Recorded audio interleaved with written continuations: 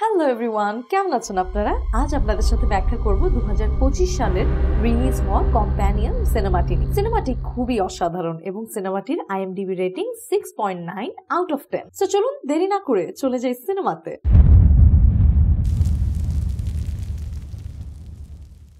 সিনেমার শুরুতেই আমরা আইরিশকে দেখি যে একটি দোকানে কেনাকাটার সময় তার প্রেমিক যশের সাথে প্রথম সাক্ষাতের মুহূর্তটি স্মরণ করছে। আইরিশের কাছে সেই দিনটি আজও নতুন এবং তরতাজা মনে হয়। সে অনুভব করে যে জীবনে আমরা উদ্দেশ্যহীনভাবে ঘুরে বেড়াই যতক্ষণ না সেই বিশেষ মুহূর্তটি আসে যা আমাদের জীবনের উদ্দেশ্য খুঁজে পেতে সাহায্য করে। আইরিশের ক্ষেত্রে এই মুহূর্তটি দুবার এসেছিল।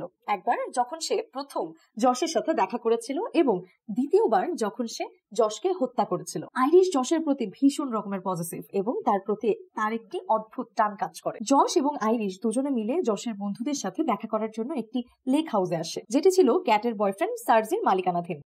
আইরিশ একটু ইতস্ত বোধ করছিল কারণ ক্যাট তাকে পছন্দ করে না এবং সে ভয় পাচ্ছিল যে তার কোনো ভুলের জন্য যশকে বন্ধুদের সামনে অপমানিত হতে হবে। তবে যশ একজন ভালো প্রেমিকের মতো আইরিশকে বুঝিয়ে তার পাশে থাকার আশ্বাস দেয় এবং পরিস্থিতি সামাল দিতে কেবল একটি হাসিরই প্রয়োজন ছিল। দরজা খুলে ক্যাট তাদের স্বাগত জানায় এবং এরপর একে একে সবার সাথে পরিচিত হয়। প্যাট্রিক, তার বয়ফ্রেন্ড ইলাই এবং লেক হাউসের মালিক সার্গে। আলাপচারিতার সময় সার্জির সম্পূর্ণ মনোযোগ ছিল আইরিশের দিকে এবং সে যে কেমন দৃষ্টিতে দেখছিল তা বলাই বাহুল্য। সার্গে কি কাজ করে তা নিয়ে আইরিশের খুব সন্দেহ ছিল, কারণ সে শুধুমাত্র ধনী নয় বরং লেক সমেত যতদূর নজর যায় ততটা জায়গার মালিক ছিল। তার একটি প্রাইভেট লেক ছিল। সে কি কাজ করে তা সে কখনোই বলে না। তবে সবার সন্দেহ ছিল যে সে খারাপ কাজই করে, হয়তো কোনো মাফিয়া টাইপের ব্যক্তি। সবাই ফ্রেশ হওয়ার পর পার্টি শুরু করে। প্যাট্রিক এবং এলাই তাদের প্রথম সাক্ষাতের স্মৃতিচারণ করছিল। দুজনের পার্টিতে দেখা হওয়া এবং সেখান থেকে প্রেমের শুরু। তাদের কাছে ছোট ছোট মুহূর্তগুলো অনেক মূল্যবান ছিল।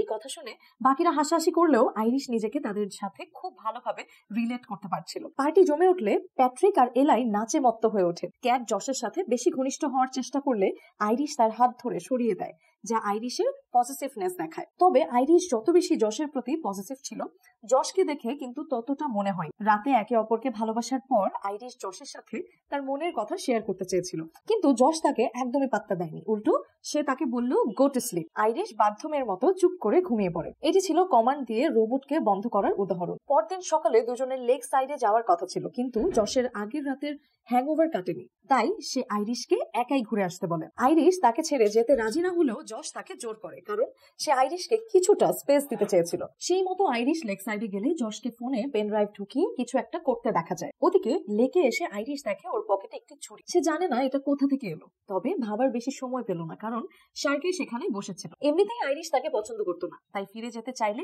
সার্গে তাকে এক প্রকার জোরপূর্বক সঙ্গ দিতে বলে। আইরিশ অপ্রস্তুত হয়ে পড়লো। সার্গে এগিয়ে এসে তাকে সানস্ক্রিন মাখিয়ে দিতে চায়। এই পরিস্থিতি বাড়াবাড়ির পর্যায়ে গেলে সার্গে জোর করে ঘনিষ্ঠ হওয়ার চেষ্টা করে। আইরিশ ওর মাথায় বোতল দিয়ে আঘাত করলে দুজনের মধ্যে হাতাহাতি শুরু হয় এবং সার্গে তাকে গলা টিপে মারতে চেষ্টা করে। এক পর্যায়ে নিজেকে বাঁচাতে আইরিশ পকেট থেকে ছুরিটা বের করে সার্গেকে খুন করে ফেলে। সব থেকে আশ্চর্যের বিষয় হলো সেই অবস্থায় আইরিশ নিজের মৃত্যুর থেকেও বেশি যশকে দেখতে না পাওয়ার কথা ভাবছিল, যা তার কাছে মৃত্যুর থেকেও বেশি যন্ত্রণাদায়ক ছিল, কারণ সে যশকে ভীষণ ভালোবাসত। এই সব ঘটনার পর যশ উত্তেজিত হয়ে আইরিশকে শান্ত করার জন্য গো টু স্লিপ বলতেই ওর চোখ সাদা হয়ে স্ট্যাচুর মতো দাঁড়িয়ে থাকে। আর এখানেই আসে মুভির সব থেকে বড় টুইস্ট। আইরিশ মানুষ নয়। হ্যাঁ, একদমই ঠিক শুনেছেন, বরং এটি একটি হাইটেক কম্পেনিয়ন রোবট। এরা অন্যান্য রোবটের মতোই স্মার্ট, কিন্তু এদের বিশেষত্ব হলো এদের এমন ভাবে প্রোগ্রাম করা হয়েছে যে তারা মানুষের মতোই রাগ, ভালোবাসা, দুঃখ সবকিছুই অনুভব করতে পারে এবং ইমোশনাল হয়ে কাঁদতেও পারে। এর জন্য এদের শরীরে এক ধরনের ফ্লুইড ভরা হয়েছে। যদিও যশ পরে জানায় যে এটি শুধুমাত্র গাড়ির উইন্ডো শিল্ড পরিষ্কার করার জলের মতো এবং এটি কেবল আইরিশকে আরো বাস্তবসম্মত দেখানোর জন্য, বরং আবেগিক সমর্থন দেওয়ার জন্য দেওয়া হয়েছে। এমনকি পানি কেবল এক চোখ থেকেই পড়ছিল, যা বোঝায় জল হয়তো কম ছিল। তবে এরা কখনোই মিথ্যে বলতে পারতো না। এদের মোবাইল অ্যাপের মাধ্যমে কন্ট্রোল ও ভয়েস কমেন্ট দেওয়া সম্ভব ছিল। সব থেকে বড় বিষয় হলো এই রোবটগুলো নিজেরাই জানে না যে তারা রোবট। যখন কোনো কাস্টমার এদের কেনে বা ভাড়া নেয়, তখন সেই কাস্টমার এবং রোবটের মধ্যে আবেগিক সংযোগ তৈরি করার জন্য লাভ লিঙ্ক তৈরি করা হয়। অর্থাৎ শপিং মলে যশের সাথে আইরিশের দেখা করার যে বিষয়টি আমরা আগে জেনেছিলাম সেটি বাস্তবে কখনোই হয়নি, বরং সেটি কৃত্রিমভাবে আইরিশের ডিজিটাল মেমোরিতে ইনপুট করা হয়েছিল। এটি ছিল তার সেটআপের একটি অংশ, যার মাধ্যমে রোবটকে তার মালিকের সাথে জুড়ে দেওয়া হয়। একটি বিশেষ অনুভূতি তৈরি করা হয় যাতে চিরকালের জন্য মালিকের সাথে তারা যুক্ত থাকে। প্রথম দেখা আসলে কেমন ছিল তাও দেখানো হয়। এমপ্যাথিক্সের কর্মীরা যশের বাড়িতে আইরিশকে ডেলিভারি দিতে এসেছিল, তার জামা কাপড় সমেত। তারপর আইরিশকে বুট করা হয় এবং যশের মুখ দেখিয়ে তার সাথে লাভ লিঙ্ক করা হয়। লাভ লিঙ্কের জন্য বিভিন্ন বিকল্প ছিল। যশ দোকানের দৃশ্যটি বেছে নিয়েছিল। তারপর সেই দৃশ্যটি আইরিশের প্রোগ্রামে রান করা হয় এবং তার ভেতরের শূন্যতা পূরণ করা হয়। অর্থাৎ সে তার মালিককে খুঁজে পায়। তার জীবনের উদ্দেশ্যই এটা। আর এই কারণেই আইরিশের কাছে যশ ছাড়া কোনো কিছুই গুরুত্বপূর্ণ ছিল না। এমপ্যাথিক্স নামের এই কোম্পানি এই রোবটগুলো বানিয়ে থাকে। তবে এরা সরকারি নিয়ম মেনে রোবটগুলোর মধ্যে সীমিত শক্তি ও বুদ্ধি দেয় এবং তাদের এমন ভাবে প্রোগ্রামিং করে যে তারা মানুষের কিংবা পশু কাউকে আঘাত করতে পারবে না। রোবটের কানের পেছনে একটি সেন্সর আছে যেটা দিয়ে তাদের রিস্টার্ট ও রিবুট করা যায়। সর্বোপরি মালিককে সবকিছুর মাধ্যমে সন্তুষ্ট করাই ছিল কম্পেনিয়ন রোবটের কাজ। যশ যখনই ওয়েক আপ বলতো তখনই আইরিশ জেগে উঠতো, আর গো টু স্লিপ বললে শাটডাউন হতো। কম্পেনিয়ন রোবট বন্ধ থাকার সময় তাদের মালিকের সাথে প্রথম দেখার ডিজিটাল মেমোরি স্বপ্নের মতো প্লেব্যাক হতে থাকে। এই কারণেই গল্পের শুরুতেই যশ আইরিশকে ওয়েলকাম কল করার আগেই আইরিশের সিস্টেমে গ্রোসারি মলের মেমোরি প্লে হচ্ছিল। আরেকটা বিষয় হলো, আইরিশ যে একটা রোবট সেটা লেক হাউসে উপস্থিত সবাই জানতো। এই পুরো ঘটনা জানার পর আইরিশ টোটালি শক হয়ে যায়। সে কিছুতেই মানতে পারছিল না যে তার অস্তিত্ব নেই, যশের প্রতি তার ভালোবাসা সবটাই মিথ্যে। কিন্তু এত কিছুর মাঝেও আজকের সব ঘটনা ভুলিয়ে আইরিশ শুধুমাত্র যশের সাথে বাড়ি ফিরতে চায়। ওকে খুশি রাখার জন্য সবকিছুই করতে রাজি আইরিশ। রান্না করা, ঘরের খেয়াল রাখা থেকে শুরু করে বিছানায় ঘনিষ্ঠ হওয়া সবকিছু মুখ বন্ধ রেখে করবে, শুধু তার যশকে চাই। কিন্তু যেহেতু আইরিশ সার্গেকে খুন করেছে, তাই যশ তাকে কোম্পানির কাছে ফেরত দেবে। তখন ক্যাট এসে যশকে আইরিশের সাথে কথা বলতে দেখে। বিরক্তি প্রকাশ করলে পার্সোনাল রুমে তাদের কথোপকথন থেকে রিভিল হয় আরেকটি টুইস্ট। সেই টুইস্টটি হচ্ছে আসলে যশ আর ক্যাট রিলেশনশিপে ছিল। হ্যাঁ, একদমই ঠিক শুনেছেন। এবং তাদের প্ল্যান ছিল শার্কেকে কোনোভাবে মেরে এই লেক হাউসে লুকিয়ে $12 মিলিয়ন নিয়ে পালিয়ে নিজের মতো জীবন কাটানো। এর জন্য যশ আইরিশকে ভাড়া নেয় এবং ওকে নিয়েই প্ল্যান মাফিক লেক হাউসে আসে। যশ জানতো কম্পেনিয়ন রোবট কখনোই মানুষকে মারতে পারবে না, তাই যশ প্রোগ্রামিং বাইপাস করার জন্য আইরিশের সিস্টেমে একটি ব্যাগ ইনপুট করে মানুষ মারার রেস্ট্রিকশনসটা সরিয়ে ফেলে, ঠিক গেমে চিট কোড দিয়ে হ্যাক করার মতো। তাই যশ প্রোগ্রামিং বাইপাস করার জন্য আইরিশের সিস্টেমে একটি বাগ ইনপুট করে মানুষ মারার রেস্ট্রিকশনটা ছড়িয়ে দেয়, ঠিক গেমে চিট কোড দিয়ে হ্যাক করার মতো। এর জন্যই যশ পরিকল্পনা করে সকালে আইরিশকে একাই লেক সাইডে যেতে বলে। ওর পকেটে বুদ্ধি করে তখনই ছুরি ঢুকিয়ে দেয় যশ এবং ওই সময় যশকে মোবাইলে পেন ড্রাইভ ইনপুট করতে দেখা যায়, যা আমরা আগেই দেখেছি এই দৃশ্যটি। সেটা ছিল এই মড বা হ্যাকটি ঢোকানোর জন্য। এবার খুনের দায় যদি রোবটের ওপর আসে তাহলে সেটার কোনো আইন নেই, হলে যশের কোনো ক্ষতিও হবে না। শুধু ক্ষতিপূরণ হিসেবে কোম্পানিকে মাসুল গুনতে হবে, কারণ যশ দেখিয়ে দেবে যে আইরিশের সিস্টেমে গন্ডগোলের জন্য এই দুর্ঘটনা ঘটেছে। আর এই ঘটনার প্রত্যক্ষদর্শী হিসেবে তারা এলাই এবং প্যাট্রিককে ডেকেছিল, যেটা অবশ্য তারা জানতো না।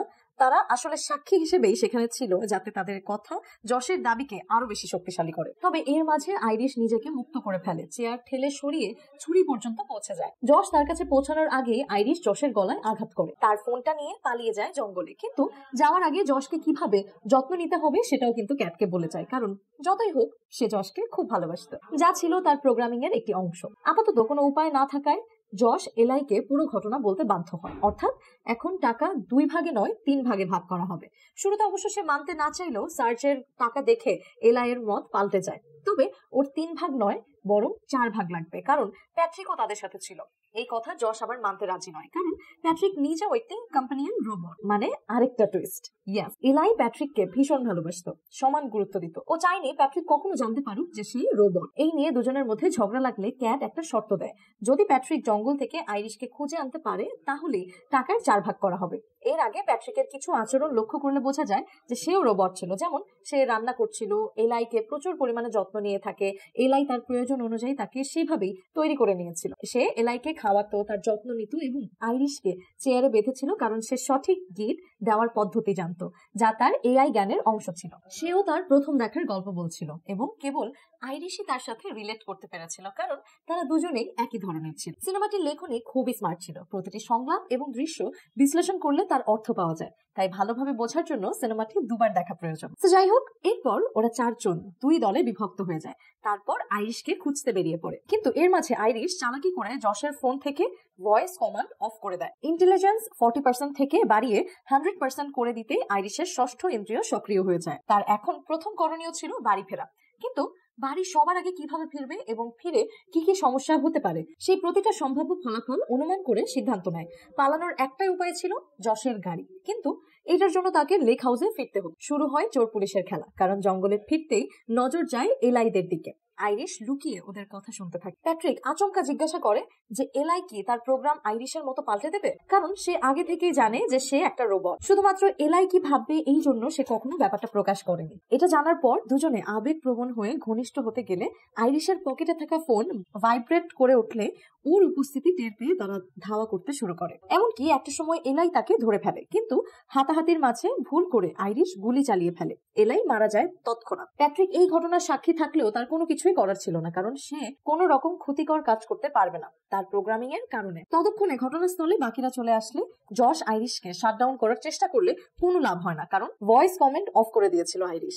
সেখান থেকে পালিয়ে আইরিশ যশের গাড়িতে ঢুকে দরজা লক করে দেয়, কিন্তু গাড়ি তো স্টার্ট হচ্ছিল না, কারণ সেখানে যশের ভয়েস কমান্ড দেওয়া ছিল। তবে আইরিশ তার বুদ্ধিমত্তা কাজে লাগিয়ে ওর ভয়েস মডিউল পরিবর্তন করে যশের মতো করে নিতেই গাড়ি স্টার্ট হয়ে যায়। তখনই যশ বুদ্ধি করে সার্জের ফোন থেকে কল করে গাড়ি চুরির অভিযোগ দায়ের করে। তারপর রিমোট কিল সুইচ অন হয়ে যায়, ফলে গাড়ি অটো লক হয়ে যায় এবং সাইডে থেমে বন্ধ হয়ে যায়। যশ এই সুযোগকে কাজে লাগিয়ে আইরিশকে কল করে আবেগিক ব্ল্যাকমেইল করার চেষ্টা করে। সে একজন ভালো বয়ফ্রেন্ড হবে, আইরিশকে যোগ্য সম্মান দেবে, এমন অনেক প্রতিশ্রুতি দিতে থাকে। কিন্তু আইরিশ সেই ফাঁদে পা দেয় না। সে জানে হয়তো সে এখন যশকে ভালোবাসে, কিন্তু তার মন অন্য কথা বলছে। তাই যশের সাথে ব্রেকআপ করে কলটা কেটে দেয়। তাহলে এখন উপায়টা কি? যশকে যেমন করেই হোক আইরিশকে বন্ধ করতে হবে, না হলে সব প্ল্যান ভেস্তে যাবে। কাজে আসলো প্যাট্রিক। তবে ও যশের কমান্ডের কোনো রেসপন্স করে না, কারণ প্যাট্রিক এলাই এর কম্পানিয়ান রোবট ছিল। তখন যশ বুদ্ধি করে ওর কানের পাশের সেন্সর দিয়ে রিবুট করে এলাই এর জায়গায় নিজের সাথে লাভ লিঙ্ক করে ফেলে। অর্থাৎ প্যাট্রিক এখন এলাই এর জায়গায় যশের কমান্ডে রেসপন্স করবে। যশ প্যাট্রিকের অ্যাগ্রেশন লেভেল 100% করে দেয়, আইরিশকে ধরে আনতে পাঠিয়ে দেয়। এইদিকে আইরিশ গাড়ির কাজ ভেঙে বেরিয়ে আসতেই মুখোমুখি হয় এক কর্তব্যরত ডেপুটি হেনরির সাথে। কিন্তু বিষয়টা হলো, হেনরি কিছু জিজ্ঞাসা করলেই আইরিশ চাইলেও মিথ্যে বলতে পারবে না, কারণ মিথ্যে বলা ওর সিস্টেমে ছিল না। তাই বুদ্ধি করে নিজের ভাষা পরিবর্তন করে জার্মান করে নিলে হেনরির প্রতিটা প্রশ্নের সঠিক উত্তর দেওয়া সত্ত্বেও ভাষাগত সমস্যার কারণে হেনরি কিছুই বুঝতে পারবে না। কিন্তু দুর্ভাগ্যবশত গাড়ির সিটে রক্তমাখা ছুরি পড়ে থাকতে দেখে হেনরি আইরিশকে গ্রেফতার করে। আর তখনই পেছন থেকে প্যাট্রিক এসে হেনরিকে নৃশংসভাবে মেরে ফেলে। আইরিশ পালানোর চেষ্টা করে, কিন্তু প্যাট্রিক যশের ফোন ব্যবহার করে অ্যাপের মাধ্যমে তাকে শাটডাউন করে দেয়। এরপর সে দুজনের দেহ নিয়ে লেক হাউসে ফিরে আসে। এই গন্ডগোল এড়াতে ক্যাট নিজের ভাগের টাকা নিয়ে পালাতে চায়। যশ কি করবে, কি ভাববে, এই নিয়ে তার কোনো মাথা ব্যথাই ছিল না। যশ ওর হাবভাব দেখে ভীষণ রকমের অবাক হয়ে যায়। সে ভেবেছিল ক্যাট ওকে ভালোবাসে, দুজনে মিলে তারা টাকা নিয়ে একসাথে জীবন কাটাবে, কিন্তু না, ঘটনা সম্পূর্ণ উল্টে গেছে। ক্যাট এখানে রিভিল করে যে শার্কে কোনো রাশিয়ান গ্যাংস্টার নয়, বরং একজন সাধারণ সট ফার্মার, অর্থাৎ প্রচুর বড় জায়গায় ঘাস চাষ করে সেটাকে রোল হিসেবে বিক্রি করত। যশের বুঝতে বাকি রইল না যে ক্যাট তার সাথে প্রতারণা করেছে। ক্যাট তাকে এই অবস্থায় রেখে বেরিয়ে যেতে চাইলে তাকে আটকানোর জন্য যশ প্যাট্রিককে কমান্ড দেয়। প্যাট্রিকের 100% অ্যাগ্রেশনের কারণে সে ক্যাটকে আচমকা মেরে ফেলে। পরিস্থিতি এখন সম্পূর্ণ নিয়ন্ত্রণের বাইরে। উপায় একটাই, সবার দেহ লুকানো। যশ এখন আইরিশকে সাজিয়ে তার সামনে বেঁধে বসিয়ে রেখেছে। আইরিশকে অন করলে তার প্রথম কথা ছিল সে নিজের মতো জীবন কাটাতে চায়, যেখানে কারোর হস্তক্ষেপ চলবে না। কিন্তু যশ শার্গে, ক্যাট এবং এলাইয়ের মৃত্যুর কারণ হিসেবে আইরিশকে দোষারোপ করলে আইরিশ বলে মৃত্যুর আসল কারণ যশের লোভ। সে প্রতিবার নিজের ক্ষমতা জাহির করতে চায়। বাস্তবে যশ নিজেকে যতটাই ভালো বলুক না কেন, আসলে ও একজন কাপুরুষ এবং দুর্বল মানুষ। এই কথাগুলো যশের রীতিমতো ইগোতে লেগে যায় এবং সে ঠিক করে যে এর বদলা সে নেবেই। যশ নিজের ইগো মেটানোর জন্য আইরিশের ইন্টেলিজেন্স 0 করে দেয়। তার হাত একটি জ্বলন্ত মোমবাতির ওপর রাখতে বলে। এর কারণে আইরিশের হাত পুড়ে ভীষণ কষ্ট পাচ্ছিল আইরিশ। সে নিজ থেকে হাত সরাতেও পারছিল না। অবশেষে প্যাট্রিক আগুন নিভিয়ে যশের কথা মতো ওর হাতে বন্দুক ধরিয়ে নিজেকে গুলি করতে বলে, কারণ এতে আইরিশের ব্রেন সিস্টেম ড্যামেজ হয়ে যাবে এবং কোম্পানি কোনো রেকর্ড পাবে না। আর এর কারণেই যশ সব খুনের দোষ ওর উপর চাপিয়ে দিতে পারবে। ইতোমধ্যেই যশ এমপেথিক্স কোম্পানিতে আইরিশকে ফেরত দেওয়ার জন্য কল করে দিয়েছে। তারা একটু পরেই তাকে নিতে আসবে। তো এখন যশের কথা মতো আইরিশ না চাইলেও নিজের মাথায় গুলি করে। কয়েক ঘন্টা পর কোম্পানি থেকে টেডি আর সিড আইরিশকে নিয়ে আসে। জশ বুদ্ধি করে প্যাট্রিককে ডেপুটি হেনরির ড্রেস পরিয়ে ঘটনার সাক্ষ্য প্রমাণ হিসেবে রাখে। তবে জশের কথা শুনে তারা রীতিমতো অবাক হয়ে যায় এবং সিড মন্তব্য করে যে প্যাট্রিককে কোথাও যেন দেখেছে। কিন্তু এখানেই আসে আরেকটি টুইস্ট, কারণ সিড জানায় কোম্পানির ইউজার এগ্রিমেন্ট অনুযায়ী মালিক যাতে কোনো ফ্রড করতে না পারে এবং আইনি পদক্ষেপ থেকে সুরক্ষিত থাকার জন্য আইরিশের হার্ড ড্রাইভ থেকে কিছু ডেটা ও ফুটেজ সংগ্রহ করবে, যেখানে সে যা দেখেছে যা শুনেছে সবকিছুই ব্যাকআপ থাকে। জশ শুনে খুবই অবাক হয়ে যায়, কারণ আইরিশ তো ব্রেন সিস্টেমে গুলি করে এবং নষ্ট করে দিয়েছে সেটা। তখন সিড জানায় আইরিশের ব্রেনে জাস্ট ওয়াইফাই অ্যান্টেনা আছে, সেন্সর এই সব আছে আসল হার্ড ড্রাইভে। আসল হার্ড ড্রাইভ রয়েছে ওর পেটে, যেটা একদমই অক্ষত। এই রোবটগুলোর সিপিইউ আসলে পেটের অংশে থাকে, মাথার নয়, আর সেখানেই সমস্ত রেকর্ড স্টোর হয়। সার্গে আইরিশের গলা টিপে মারার চেষ্টা করার সময় আইরিশের মনে হয়েছিল সে মারা যাবে না, আর সে মারা যাচ্ছিলও না। সার্গেও জানতো সে মরবে না, কিন্তু সে নিজে মারা যাবে তা জানতো। এবারে ভ্যানে লাগানো সিস্টেমের সাথে আইরিশকে কানেক্ট করে রিবুট করতেই সব রিপোর্ট ওরা পেয়ে যাবে। ব্যাস এইটাই জশকে চমকে দেয়। ওরা দুজনে আইরিশকে নিয়ে যেতেই যাবে, ঠিক তখনই জশ প্যাট্রিককে ভয়েস কমান্ড দিলে সে সিডকে গুলি করে হত্যা করে। সিড ঠিক মেরে ফেলার আগে প্যাট্রিককে চিনতে পারে। প্যাট্রিক একটি পুরনো মডেল ছিল যা ত্রুটির কারণে তৈরি করা বন্ধ করে দেওয়া হয়েছিল, এবং সেই ত্রুটির কারণেই প্যাট্রিক বুঝতে পেরেছিল সে একটি রোবট। তবে টেডি কোনো মতে বেঁচে জঙ্গলে চলে আসে। প্যাট্রিক ওকে মারতেই যাবে, তখনই আইরিশ রিবুট হয়ে ওকে বাঁচিয়ে নেয়। আইরিশ প্যাট্রিককে মারতে পারে না, কারণ সিস্টেম রিবুট করায় ওর অ্যান্টি হার্ম রেস্ট্রিকশন আবার অন হয়ে গেছে। প্যাট্রিক ওকে মারতে গেলে আইরিশ বোঝায় যে তার আসল কম্পানিয়ন ছিল এলাই, যার মৃত্যু জশের কারণেই হয়েছে। আইরিশ মিথ্যে বলতে পারে না, তাই এলাইকে বলা প্যাট্রিকের প্রতিটা কথা আইরিশ মনে করালে প্যাট্রিকের সিস্টেম পুরনো স্মৃতি রিকল করতে থাকে এবং জঙ্গলে পড়ে থাকা এলাইয়ের দেহ দেখে তার সব স্মৃতি মনে পড়ে। অবশেষে প্যাট্রিক নিজেকে শক দিয়ে শেষ করে দেয়। এখন বাকি ছিল জশ। এর জন্য অবশ্য সাহায্য করেছিল টেডি। সে আইরিশের সিস্টেম থেকে ভয়েস কমান্ড অফ করে তার সেলফ কন্ট্রোল সিস্টেম অন করে দেয়। অর্থাৎ আইরিশ এখন সম্পূর্ণ স্বাধীন রোবট, কোনো অ্যাপ বা মালিকের অধীনে নয়। এখন সময় ছিল জশকে মুখোমুখি করার। সে চাইলে পালিয়ে যেতেই পারতো, কিন্তু না, আইরিশ তাকে সামনাসামনি বলতে চায়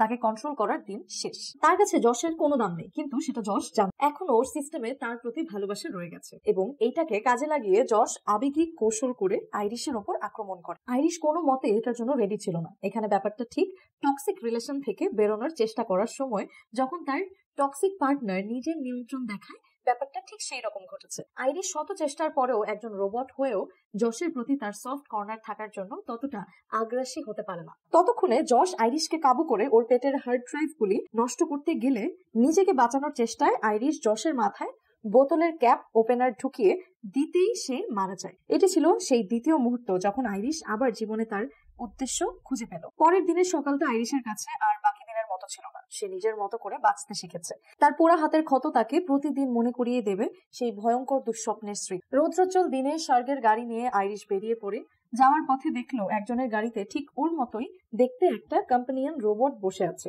আইরিশ তাকে নিজের রোবটিক হাত দিয়ে মায়াজাল থেকে বেরিয়ে আসা সতর্কতা জানিয়ে এক মুখ প্রাণোচ্ছল হাসি দিয়ে এগিয়ে চলল জীবনের এক নতুন লক্ষ্যে। সে আর বুড়ো হবে না, সে যেন এক আধুনিক ভ্যাম্পায়ার। সে যশের ফোনটি পেছনে ফেলে দেয়। সো বন্ধুরা, আজকে এই সিনেমাটি এইখানেই শেষ। কেমন লাগলো এই সিনেমাটির এক্সপ্লেনেশন জানাতে কিন্তু কমেন্টে ভুলবে না। আর যদি এখনো চ্যানেলটি সাবস্ক্রাইব না করে থাকো, তাড়াতাড়ি সাবস্ক্রাইব করো এবং পাশে থাকা বেল আইকনটিও ক্লিক করে ফেলো, যাতে আমাদের পরবর্তী ভিডিও আপলোডের সাথে সাথে তোমাদের কাছে নোটিফিকেশন চলে যায়। দেখা হবে আবারও আরেকটি ভিডিওতে মুভি মিথে। সো টাটা, বাই বাই, আল্লাহ হাফেজ।